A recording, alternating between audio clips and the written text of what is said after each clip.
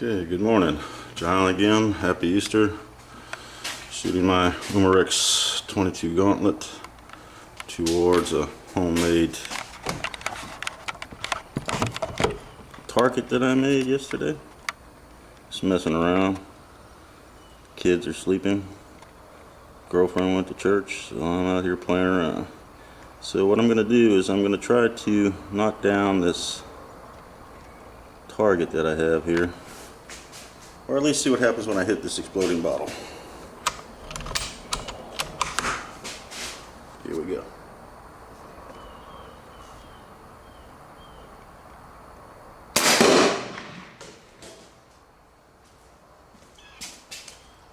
Now that one had enough pressure. Awesome.